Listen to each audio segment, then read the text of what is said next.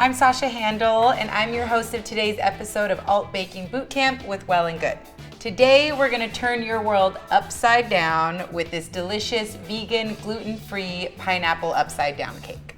It looks like there's quite a bit in front of us, and that can be overwhelming, but this is actually a very, very simple recipe.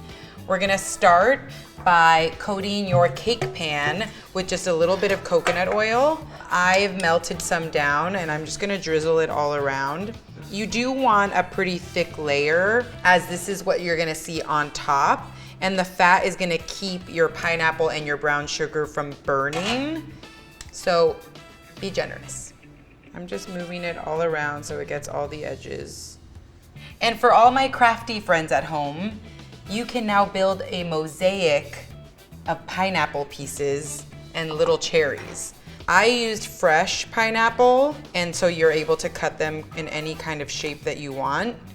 And I'm just gonna go with my gut and do little tiny opposing fans here, leaving space in between to add my cute little cherries. You can also omit the cherries if that's not your thing. I'm using fresh pineapple here to avoid all of the additives and preservatives that you might find in a can of pineapples that are drenched in syrup, but I'm still gonna retain the sweetness by adding just a little bit of brown rice syrup on top of this thin layer of pineapples. And now I'm just gonna sprinkle the brown sugar. If you're not a fan of the brown sugar, you can use coconut sugar, which is what I used in the batter, but I just think that the brown sugar will give you the most luscious caramel topping, which is exactly what you want when making a pineapple upside down cake. And I'm being really careful to get into all the nooks and crannies. Ta-da! Brown rice syrup is super sticky and viscous, so it's best to use a spoon to get it exactly where you want it to go. There isn't a ton of sugar in the cake itself, so if you're losing your mind over the amount of sugar and syrup we're pouring on the top, that's really where you're gonna get the sweetness of this cake from. So have at it. Once you've layered your beautiful top but bottom of the upside down cake, you're just gonna move on to mixing your batter.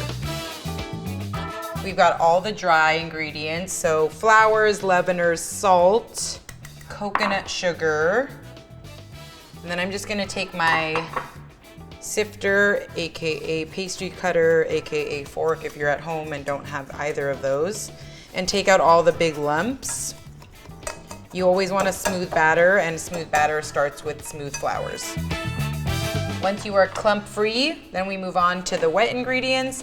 There's pineapple juice, coconut milk, and a lot of vanilla extract. So I'm making a small well in the middle of my mixture, and I'm just kind of breaking apart that really fatty coconut before I mix it in with the dries. And you can already see that this is looking quite a bit like cake batter. And then last but not least, we'll add one final component of fat, and that's just coconut oil. Melted down, not in solid form. If it seems a little dry to you, add a little bit more fat, add a little bit more coconut milk if you have it, or a little bit more coconut oil if you don't. And then just make sure that you're getting this like beautiful swirl of an end product when you're done. It's going to be thick, so it should take a while to fall off your whisk, and that's okay.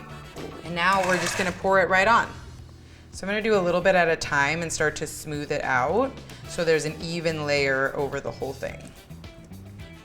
And I'm just taking it right up to the edges, making sure it's even. You don't want it to be thicker on one end because then it will cook differently.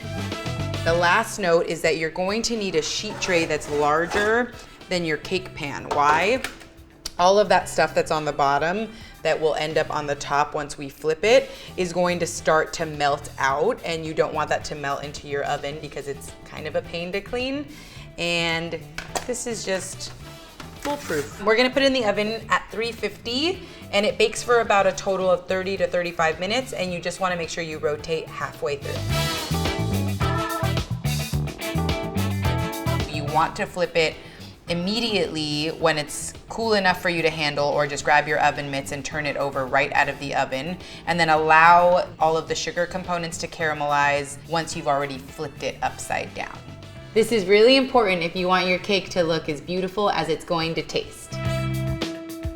Okay, bottoms up, literally. So we've got this really dense and moist cake layer on the bottom, and then it's covered with our fruit and our brown rice syrup and a lot of brown sugar.